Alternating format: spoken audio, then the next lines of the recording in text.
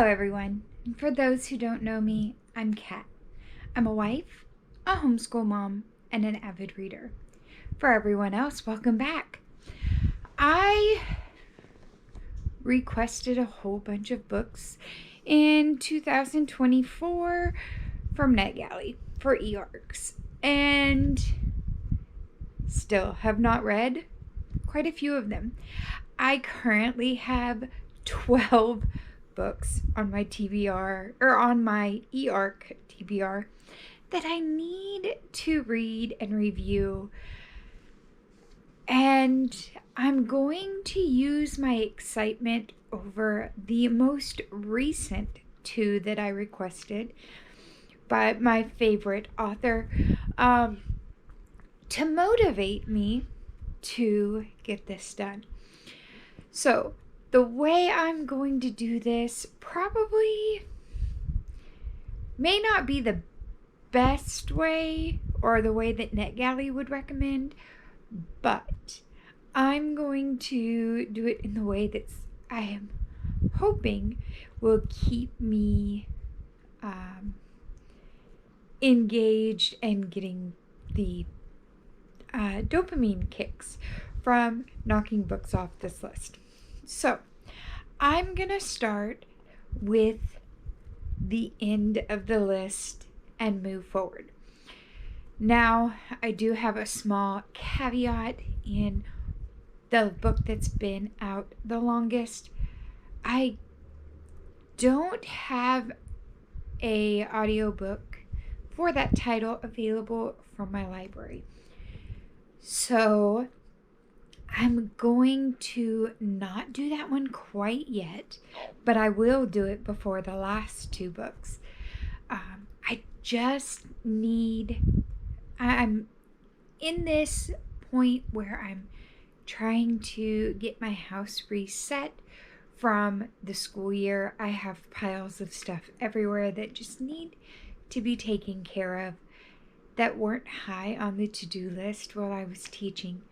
But now that I have the summer off, I need to go on ahead and knock them out. So I'm gonna try to stick with audiobooks as much as possible. Now, I listened to one book yesterday, the whole book. I know that sounds like a really big feat, especially when we think many of audiobooks being 14 plus hours. This one was a book written in verse, and I really enjoyed it, but the audio was about 5 hours. So I was able to clean up my dining room and do some artwork for next year in the process of listening to this book. So let me share what book it was with you. So the book I read is Bright Red Fruit by Sophia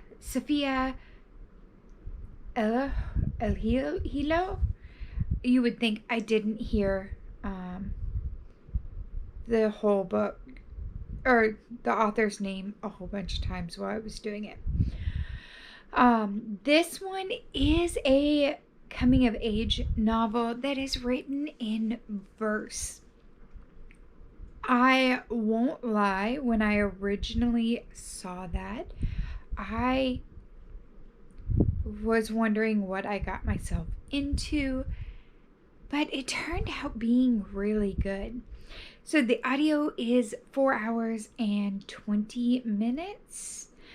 And it's very fast paced, and you're following our main character, Samira, through the summer that she's 16.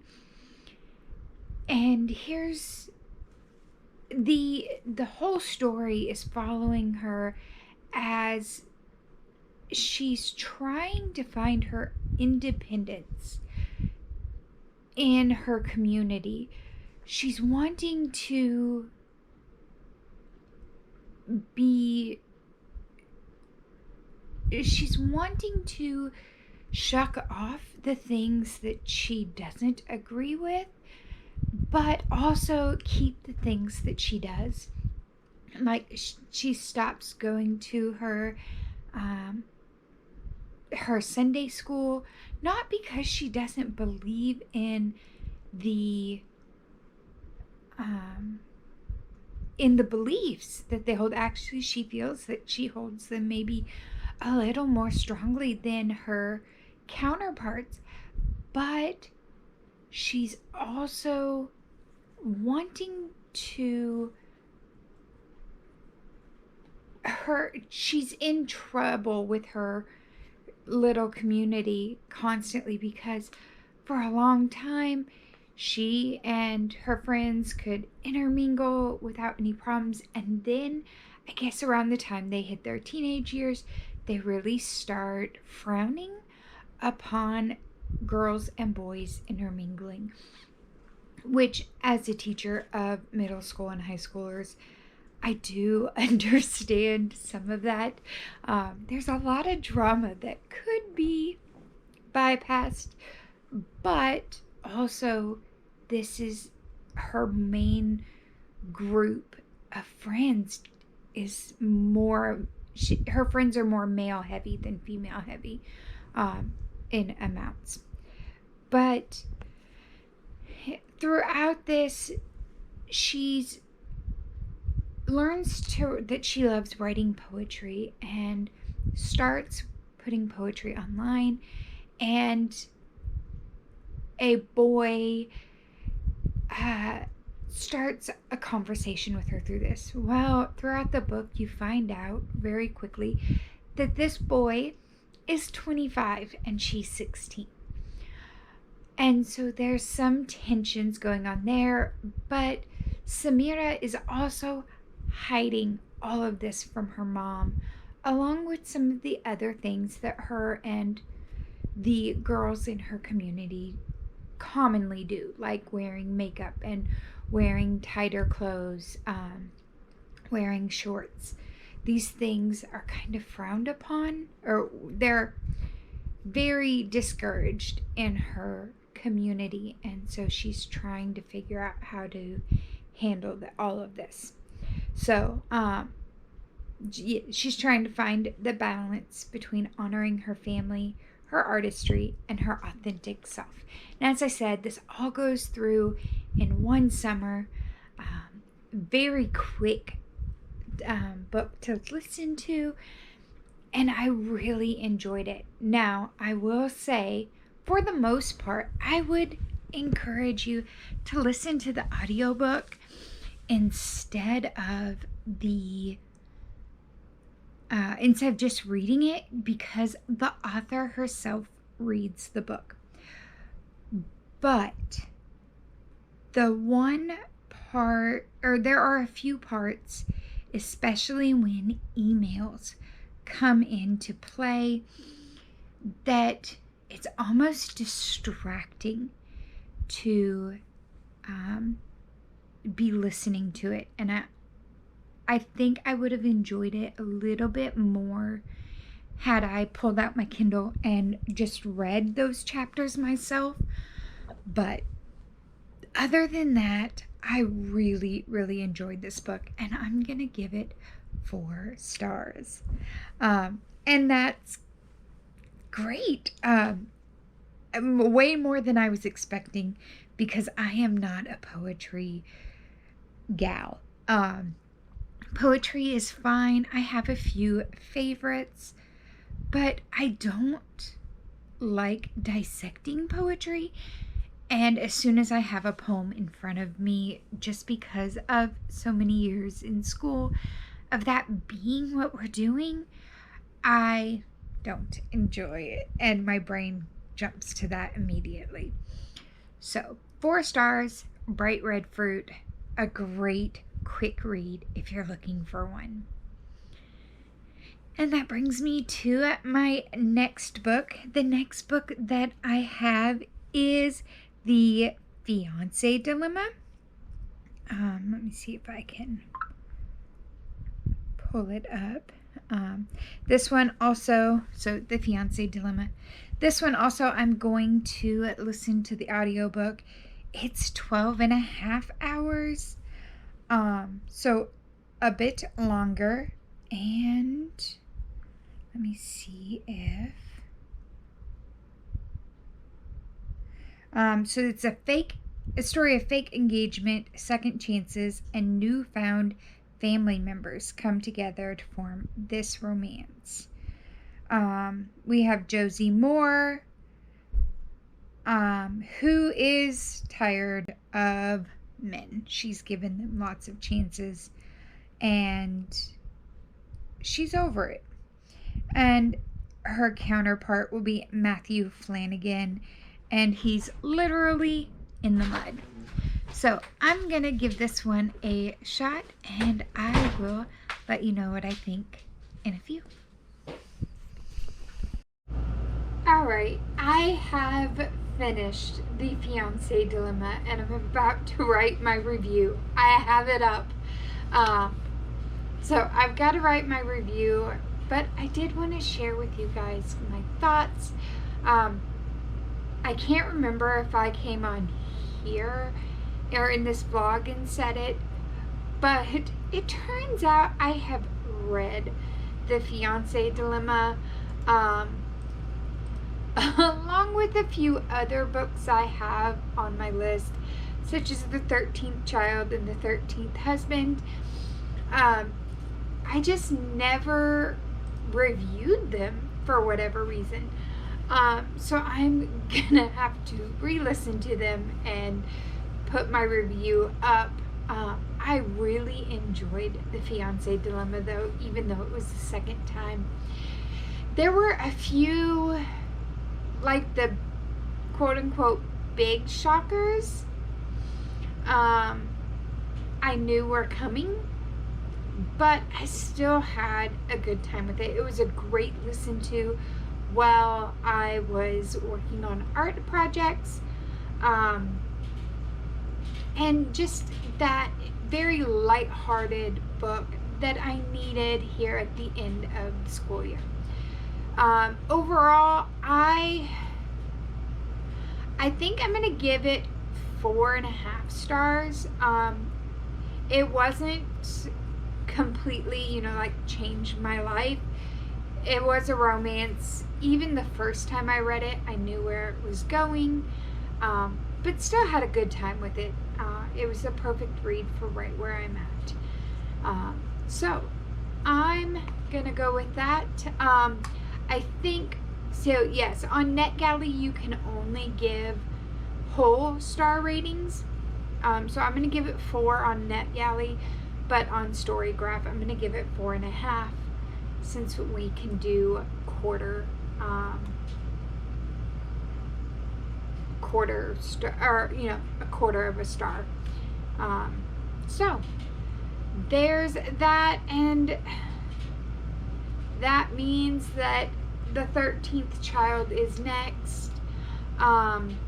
In this one, we have, this is the 13th daughter, and in this world that Aaron A. Craig creates, the 13th is promised to the gods, and any of the gods can come and claim that child.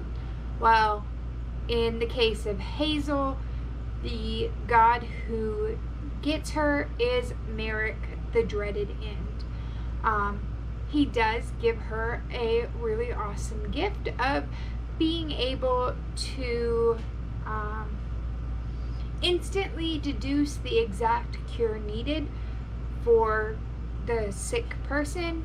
However, she cannot go against death's claim. So if death has already claimed that person, she's tasked with ending their life permanently, ending their suffering permanently, which leads to her having these feelings of guilt. I mean, I I definitely can kind of understand where that comes from. So I'm going to write this review and I will check in with you guys soon. Alright, I am currently 39% through the 13th child. This is my second time reading it. I'm really enjoying the book. It's really an interesting idea for a book. We have the god Merrick. He's the god of death, and he has blessed Hazel with the ability to know exactly how to cure anyone.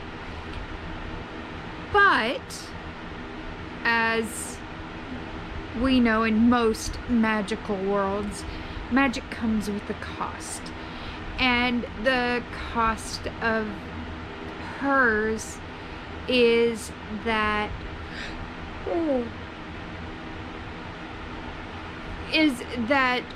she cannot help those who have been marked by the death shard. When she touches them, she sees a skull, and it's her sign that she is to help them die. And many times it's something such as the death, or if the death is coming regardless, but if she doesn't hasten their death, then there are severe consequences. There's one, like, where she has this one patient who, if she didn't remove him from the problem, he would have spread his sickness through the bakery. That he was the baker. That's like a very minor thing. Like, it's one sentence in the book. You just find out that she mentions that there was one baker. And there are other characters that have more of a feeling for her, and that's kind of where we're dealing with right now. Is one character she loved and had to end their life, and it broke her heart. She actually tries to save this character, and Merrick takes her on another journey and shows her kind of the consequences, or what would be the consequences. And I think that comes back later on in the book, and we start to see how her trying to save this one character affects later on, but I don't remember for sure.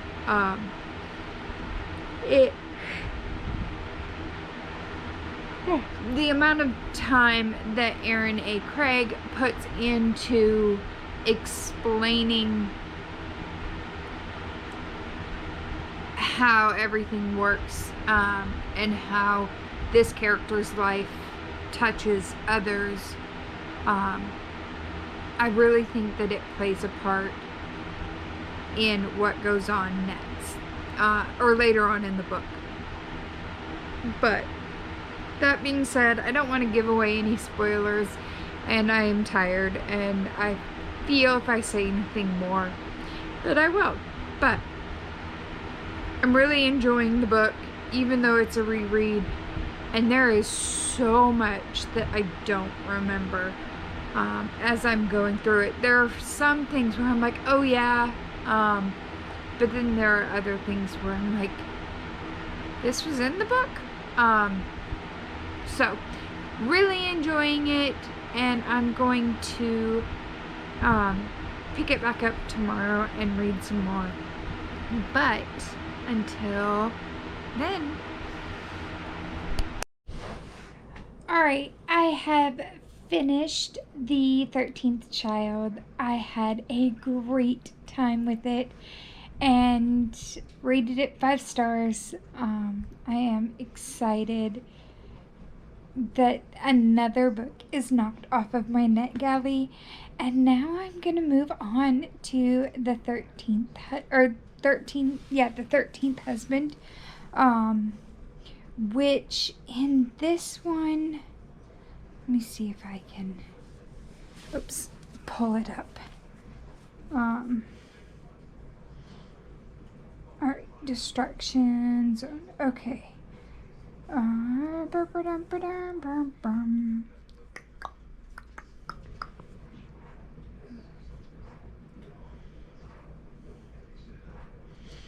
Alright, so the 13th Husband. Can you pull up the description one day, please? Alright, about.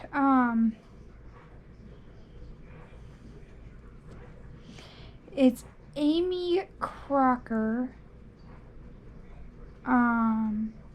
is the main character, and she is a real life heiress, tearing through millions of dollars, 4 continents, and a hearty collection of husbands. Real life heiress Amy Crocker blazed an unbelievable trail of public notoriety, private pain, and the kind of strong, independent woman the 1880s had never seen. So this one, because I have read, stop. I have read this one before. I read it back in September of 2024.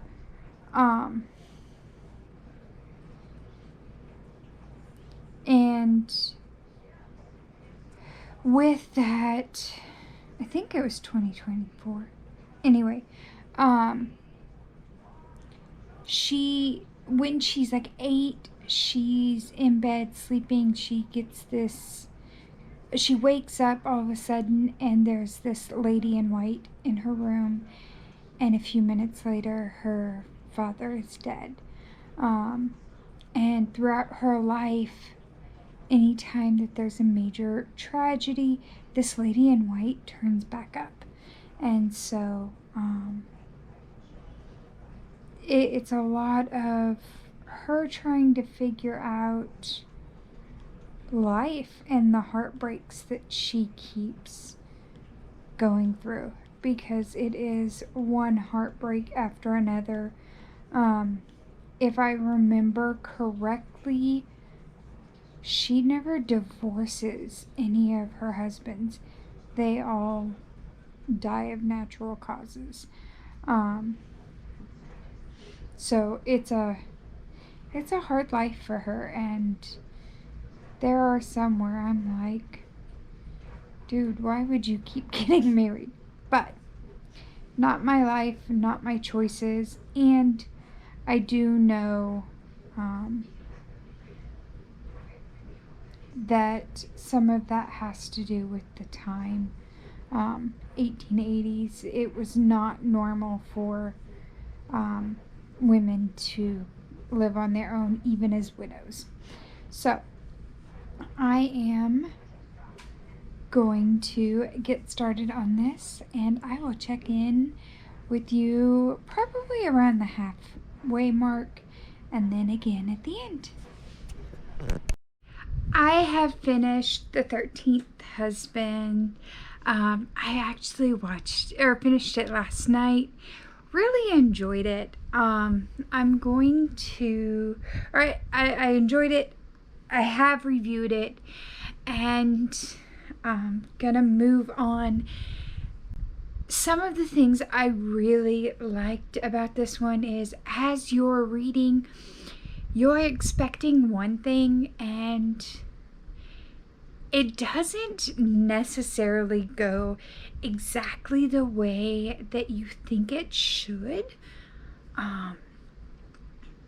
which is a really neat, a neat way to approach it.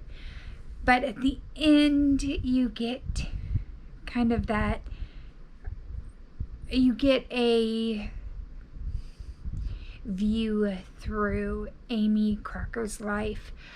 One other thing I really enjoyed about this one is that it was a historical fiction, and there really was an Amy Crocker, and she really went through life and experienced many of these events. There are some things that McAllister will say were condensed and removed or changed just for ease of the reader.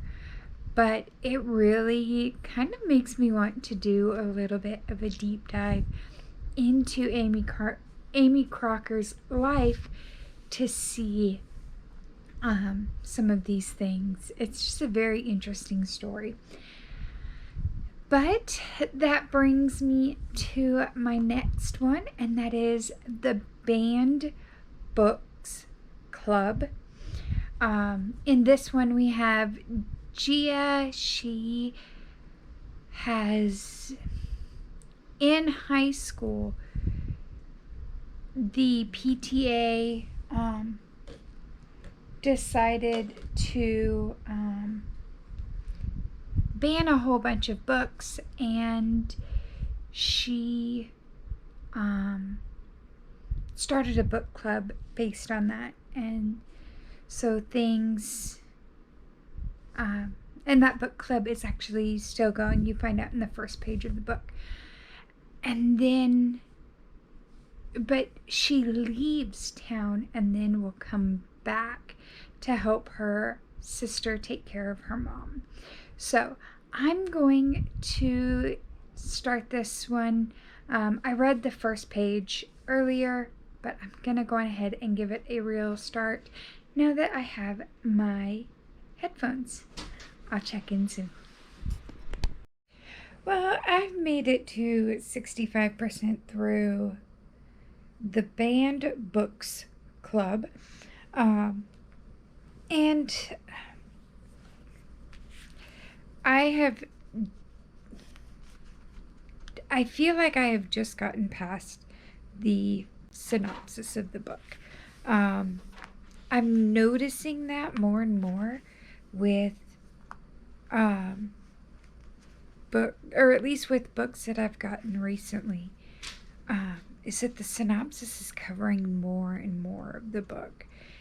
And it's nice in some ways because you know what you're getting into, but in other ways, I don't know. I mean, like, I normally listen to a book until I get through the synopsis, and if I get through where the synopsis is and I'm not hooked in the book, then I put it down. But that's like 65% of this book, and that's a lot when you think about it. So if I wasn't enjoying this book, I would be kind of bummed at this point. Luckily, I am enjoying the book. I was just looking at the number of pages that 226 pages just got me through the synopsis. And like I said, this book is a great one. I'm really enjoying it, so it doesn't really matter. And enjoying it is probably the wrong word. This book kind of deals with the outcome of a student reporting a teacher for sexual misconduct in a small town, and the repercussions of that. It the long-term repercussions of that. A lot of books I find only do, like through the trial case and maybe a little bit after, but this is less on what happened then in high school for Gia, but focusing on what's going on 17 years later, so we kind of get this better idea of what's going on, longer term type thing. So it's an interesting aspect. I am going to go on ahead and finish it. I don't material wise, I feel this is definitely an adult book, but the writing style comes across very YA, so it's been a very quick read for me. I haven't had to pause and figure out words or anything like that, so very approachable vocabulary wise, but very, very hard to deal with in material. There's a lot of talk. So this one I would definitely say check trigger warnings on. I have finished. What have I finished? The Banned Books Club. I was a little bit disappointed that the book club didn't play more of a role in the book. But overall, the book was a great one. So I would just say if you're looking at checking it out, don't expect much of the book club in it. And I did pick it or request the e-arc for that one from Netgalley because of the title. So that's the only reason I'm a little bit disappointed. Overall, the book was great, well written, deals with the aftermath, kind of that coming back years later, which is a big deal in a small town. If you've never lived in a small town, you don't necessarily understand how in small towns those relationships can really be messed with. So overall, great book. I gave it 4 stars. And I am going to move on to Until the Clock Strikes Midnight, which is a Cinderella retelling, I believe. Let me see.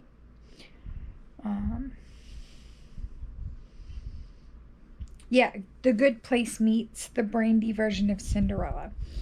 And this one is we have the Guardian and Calamity coming together to affect the story of the Cinderella character. So I'm gonna get this started and go from there. The audiobook is only 9 hours. It is a YA, 336 pages. So I don't think it's going to take me very long to read this one, but we'll just kind of see how it goes. And I'm kind of excited because after this, I only have 3 books of my e-arcs that I need to read, although 2 of those do require reading on other reading the first book in both of those series. So I'm going to get started and I will check in with you soon. I have finished until the clock strikes midnight, along with having a migraine today. It has been a day, but it was nice to have that to somewhat distract me. I did find last night that I could not just listen to it all the way through. I did need to, I kept zoning out on it, and so I had to rewind and start it over, or rewind several chapters and re-listen to those. So it had some problems, but I honestly, with having the migraine today, I think that those were more me problems. But even saying that, I need to not get ARCs of YA books, especially, I don't know, unless they're like trusted authors. I think I just need to steer away from them as far as ARCs, because the purpose of ARCs is to get a book and kind of help boost it, at least in my opinion. This one, it was cute. It was YA. It had no swearing. It had no profanity. Well, it is swearing. It had no swearing. It had no open door scenes. It actually had no closed door scenes. It just had a few kisses. Very teenager-esque, but at the same time older characters. I'd say all the characters were early 20s, and it's just not where I'm at in my life anymore. So this one kind of just, it fell a little flat for me. So I'm just going to take that for what it is, and learn from it and not getting those YA ARCs. I would say if you enjoy the fairy tale retellings and you want something that reads very much like a contemporary young adult romance, then I would say that this is right there for you. There is magic in it. There is that fairy godmother figure, and the two characters, Callum and Darling, both super cute, very fun characters, very enjoyable characters. The writing style was enjoyable. It just wasn't, like, I'm not the target audience for this one. So I would say for most contemporary or fantasy YA, light fantasy YA readers, this is a great one. Just not for me. And so now that leads me to needing to write the review, which I'm not gonna do tonight, just because of the way my head is feeling. I'm not really clear-headed, so tomorrow morning I'll write that review, but I'm gonna go on ahead and start the next book. I'm trying to debate on if I bite the bullet and go on ahead and start Empire of the Vampire so that I can read Empire of the Damned, or or if I go to the YA Shadows Between Us. And I think I'm going to go ahead and tackle the 700-page book just because I need a YA break. I don't... Trisha Levin Smith? Oh goodness, I can't even remember the... It's Trisha Levin something.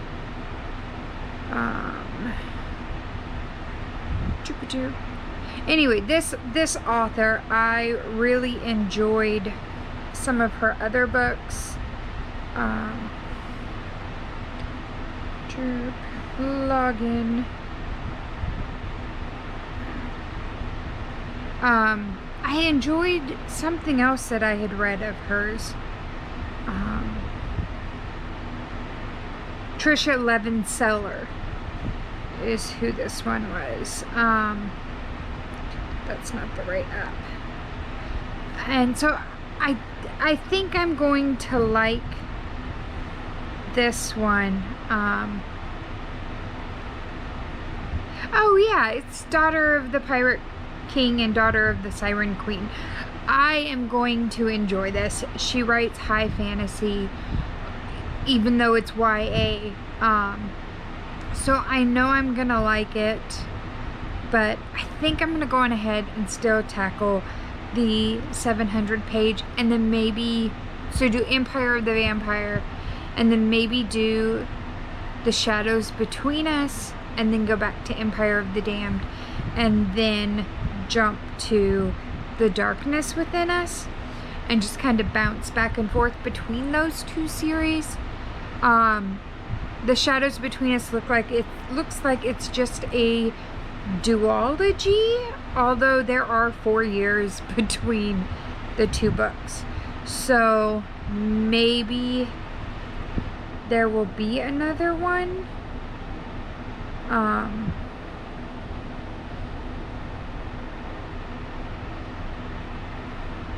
Yeah, so maybe it will come back around, but for now I'm gonna bounce back and forth, I think, and depending on how Empire of the Vampire ends, I'll decide to either do the Shadows Between Us or just jump into Empire of the Damned, which is another 700-page book.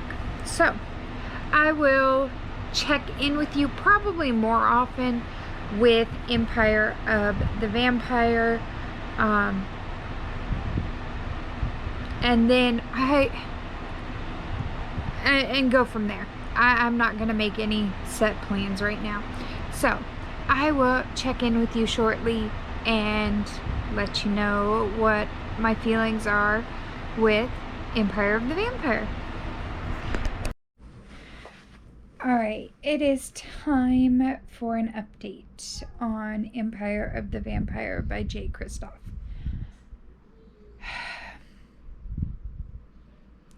I'm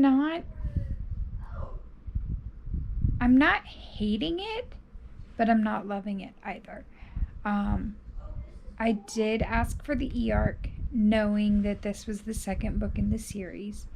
So I am going to power through Empire of the Vampire and Empire of the Damned. No, Empire of the Dawn. Oh, what is the title of the one? Derp. Maybe it is Empire of the Damned. But I'm gonna power through these two. It is Damned. Dawn is the third. Alright, so I'm gonna power through Empire of the Vampire and then power through Empire of the Damned. I am hoping that once we really get into the book a little more, it will do better. But at the same time, I went ahead and requested this book because I liked the Illuminae files. and I liked the Aurora Cycle, which is written by Jay Kristoff and Amy Kaufman. I have read some of Amy Kaufman's books that are just her, and didn't like them as much as Illuminae Files and Aurora Cycle. And I tried to get into Nevernight, but just couldn't. And so I'm beginning to wonder if I like Kristoff and Kaufman together. And that's kind of the only way I like them. I'm gonna keep reading and see. I'm hoping that this will pick up. I mean, it's not bad. Like I said, it's not bad. I feel like the way it's set up is odd. And so I'm struggling a little bit there. The whole thing is told in Interview with the Vampire style. You have a silver saint who is a half vampire, half human, who uses his vampiric abilities to kill off the vampires. And he has been arrested by the vampires and is telling his tale to the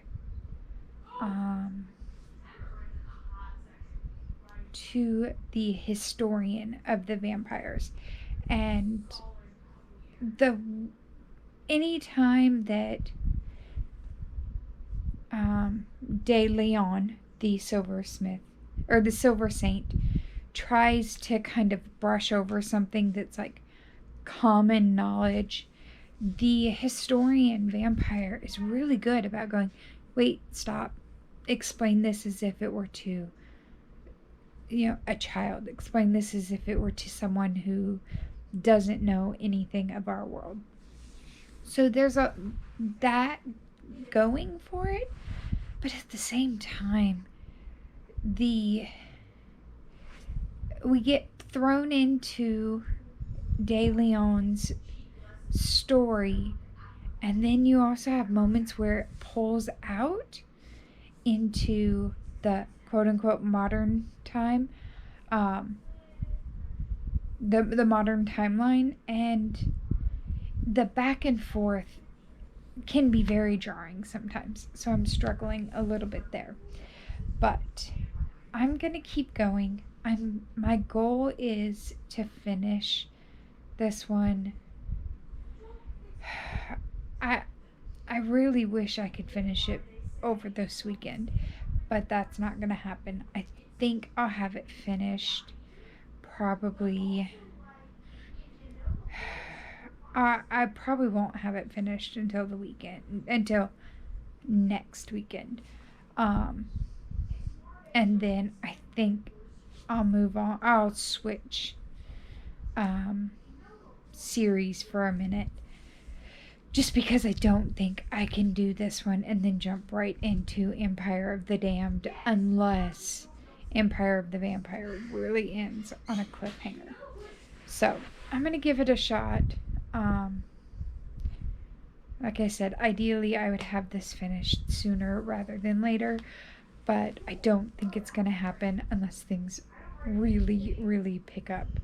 I am 26% of the way through, so I am going to keep listening to it and following along in the ebook, and hopefully my enjoyment will increase. Otherwise, it's going to be a drag to finish it.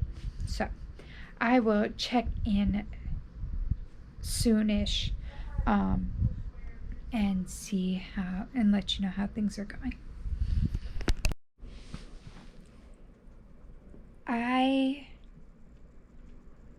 I have DNF'd Empire of the Vampire. It was good while I was reading parts, but there was so much that would just pull me out of the book. And when I didn't want to pick it up anymore, I knew it was done. I did give it over 200 pages. Got about 38% of the way through the book. So I am not feeling horrible for DNFing it, because it was time. I was done with it. It no longer was, or it wasn't a fun read for me. I do know that it has its audience, but I am not that audience. So I went ahead and DNF'd it and picked up The Shadows Between Us by Trisha Levenseller and finished it in less than 24 hours. And that one was 300 pages, over 300 pages. I'm just pulling up StoryGraph. It'll tell me. It was 326 pages. So I know that the problem was not necessarily me. This one was, Shadows Between Us was very fast paced, and it kept me enthralled the whole time. That one was really good on audio. Sorry, I had a cat. It was really good on audio, and so I just put the earbuds in, and I spent some time crocheting yesterday. I didn't get as far as I would have liked, but that's okay. I had a great day crocheting, but now I'm going to eat my breakfast before it gets cold. So up next is the second book in that series, which is part of my Netgalley. So Shadows Between Us followed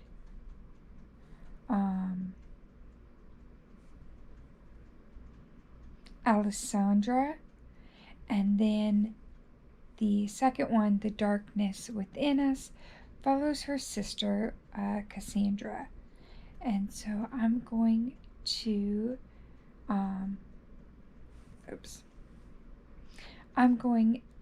start, or Chrysantha, I'm sorry. I'm going to listen to that one today as well. Probably not as much because of the art show, but I think I can still get it done by tomorrow afternoon. So I'm going to get listening, and I will check in soon.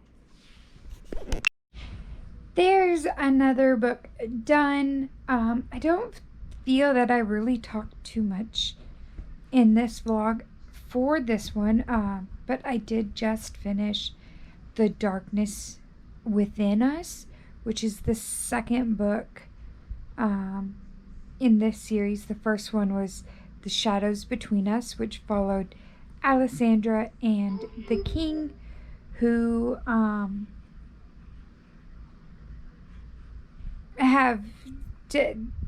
Alessandra catches the eye of the king, and then it brings their relationship together while she's trying to kill him but protect him from other people killing him so that she can marry him to take over being queen when she kills the king. In this second one, we have I keep wanting to call her Chrysanthemum. That's not the. It's not her name. Oh, it is Chrysantha. It's Chrysantha, not Chrysanthemum. Chrysantha is Alessandra's sister. She's the perfect older sister that we hear about in the first book. She's married a duke, and when he dies in the beginning of the book, she becomes the Dowager Duchess and gets the freedom that she's always desired. But his grandson that no one knew about enters onto the scene, and now her role as Duchess is in question. And so there's that kind of dynamic going on. I absolutely loved the shadows between us. I feel that the darkness within us at the end was a little bit rushed. But overall, it's still a great read, and I'm still giving it 5 stars. I had a great time with it, even though I do feel that ending is a little rushed. I might give it 4.75 stars, because I can do quarter stars on Storygraph. So, sorry, my body's wanting a nap. But that just leaves me with 1 book left for my NetGalley catch-up, and that is Just Once by Karen Kingsbury. And so I'm going to get started on that one. It is a historical fiction. I want to say World War II is the time period. Doom story, a historical fiction. Yes, so it is 1941, and our main female character is dating one brother but is secretly in love with the other brother. So I'm gonna get started on this and see where it takes me and go from there. Although a nap may be happening before I get far into it. But I will check in, hopefully, more often with this one. I have made it to the end of Karen Kingsbury's Just Once. That one hit so hard at the end. And I'm gonna cry again.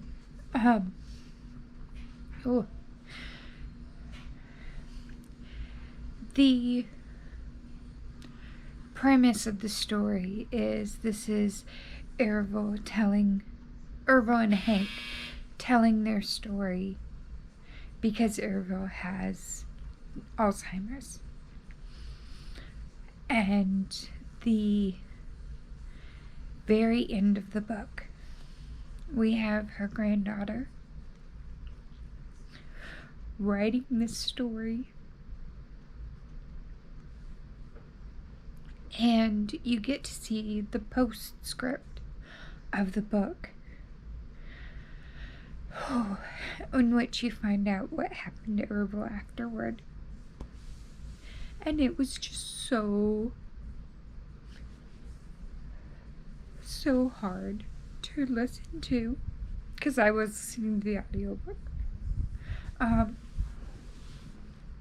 It was really hard to listen to, especially because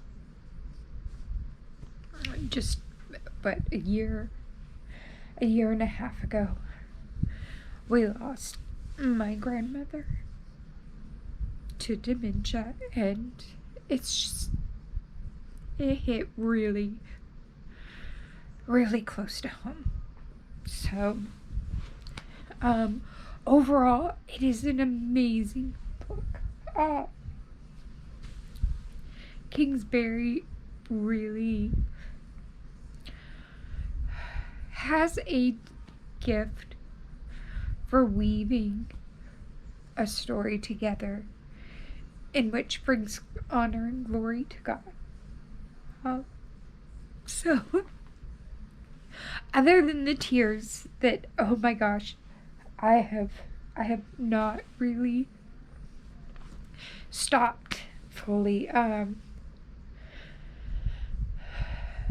It was a great story, and it was so interesting to learn the little bits and pieces that I did of the OSS, which, if you don't know, that was the CIA during World War II. It's the precursor to the CIA. But really, really interesting to see how they used people to break codes and to create codes that would hopefully be unbreakable, and how those played a role in the war. So overall, really, really, really good. And I had, other than the last about 5 chapters, when their story ends, it's really, really amazing tale. It's an amazing tale afterward, but it's also very hard-hitting in the end. So, I want to recommend this book to so many people, just so that they can have the hope that I had while reading it, because it really was amazing, and it really helps you to remember that God is sovereign in all trials that go on in life. So, amazing story, and that catches me up. Other than the 2 Brandon Sanderson books that I just requested, I am all caught up now on Netgalley. So, let's look over what I rated everything, and just do a quick recap here at the end. Alright, quick recap. I'm going to start with the one that I gave the lowest rating. And honestly, the lowest rating isn't because the writing was bad or that I found any fault in the story, but it wasn't for me. I am not the intended audience for this, and I'm gonna have to stop requesting YA ARCs because it's not fair to the author. And so my lowest was Until the Clock Strikes Midnight. This was the Cinderella retelling. Great story, great magical world, and I really was captivated, but I am not the target audience of these anymore, and I have a harder time losing myself in them, and it's when I lose myself in a book is what gives it 4 or 5 stars. So, Until the Clock Strikes Midnight, I only gave 3 stars. For the next up is Bright Red Fruit. This one was a story told in verse, and I gave it 4 stars. I really enjoyed it, and I was very surprised at how much I enjoyed this story told in verse. I wish that at that time I hadn't been quite so busy, because I would have liked to.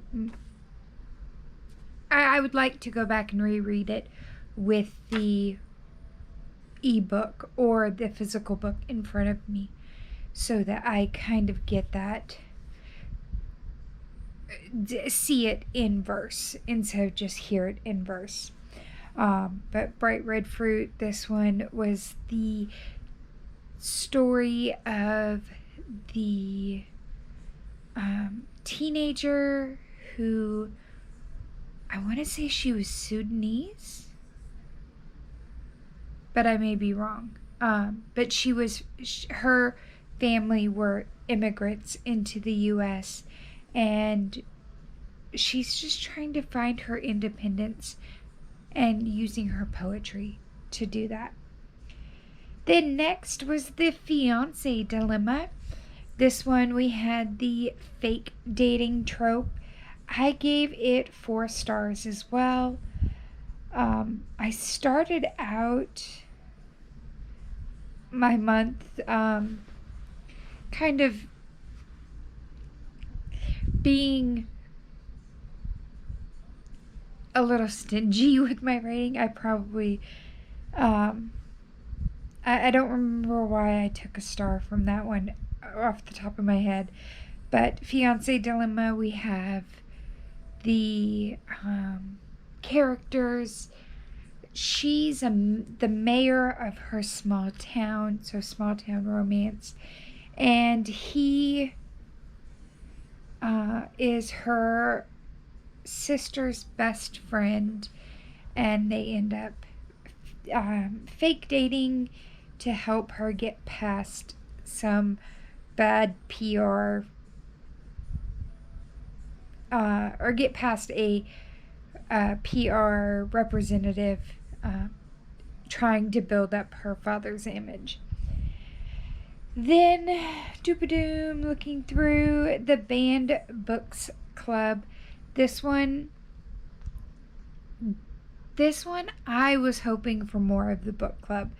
And looking on Goodreads and Amazon reviews, I am not the only one who felt this way.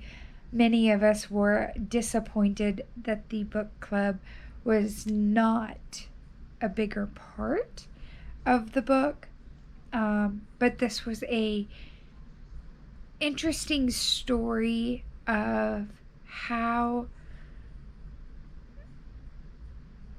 victims cope.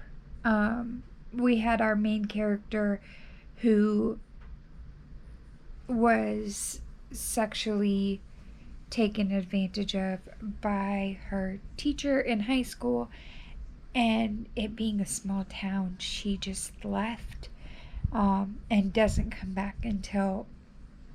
really come back until her mother is really, really bad off, as far as health goes. So it was a very refreshing way to see how one person coped through, and how it affected the whole town. Moving on, I'm just gonna kind of go down the list of the rest, because all the rest were 5 stars. The 13th Child. This one was Erin A. Craig. I absolutely love her writing. I have not given any of her books anything other than 5 stars. So great story. Really enjoyed it. And I loved the magic in this one. This one we have the 13th child born to this family. And in this world, the 13th child is given over to the gods, and whichever god you give the child over to imbues them with certain magical powers. And Hazel was given the gift of being able to know just by a touch the cure for any illness. But the caveat was that if they had been claimed by death, that she was to assist them in passing over. Really powerful tale, and I loved the epilogue. It was amazing. The next one was the 13th Husband. This one I also gave 5 stars. And we have our main character, I can't remember her name. She had married, or she was given a prophecy that she would marry 13 times. She would have 13 husbands, and the 13th husband would be who buries her. And so seeing her story through her life, this one was also a historical fiction, just like Just Once was. But it was more of a magical historical fiction. So really good. I really, really enjoyed that one. And again, the epilogue just really helps you see recap her life and have that end of life moment of her 13th husband burying her. And then we had The Darkness Within Us, but I did have to read The Shadows Between Us first. I did give both books in the series 5 stars, but only The Darkness Within Us was for Netgalley. And Trisha Levenseller is another author that Aaron A. Craig and Trisha Levenseller are 2 authors who write in the YA genre that I have not felt that I have grown out of their writing, or I feel that it doesn't hit home the same. And both of these just really pulled me into their world. And with The Darkness Within Us, we have Chrysantha, who is dealing with who has worked her wiles to get the freedom that she desires in a world that the men have all the power, and the only way that she could have any power would be to be a dowager. And so just seeing her story and her grow, and then even having the connection between Alessandra, her younger sister, and Chrysantha, just them coming together and realizing how many things are actually that they share in common when they felt that they were so very different from each other. And then last was Just Once. Beautiful story of a World War II couple who fell in love as middle schoolers, and just really learned not only to rely on each other, but to rely on God throughout all the trials of life, and especially the trials that came during World War II and that time period. So there we have it. I am caught back up.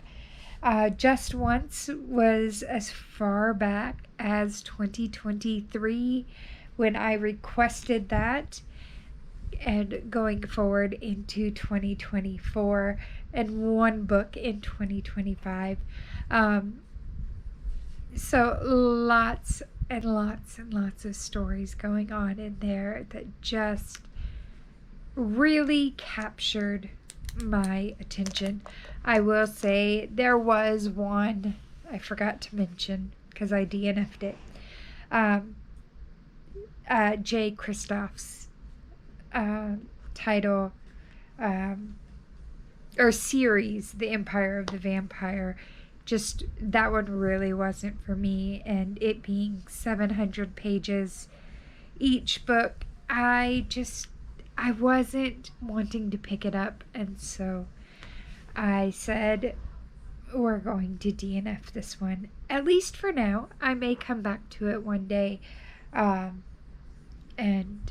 give it another shot. But there we have it. I am all caught up, and hopefully I will stay this way. Until next time, bye.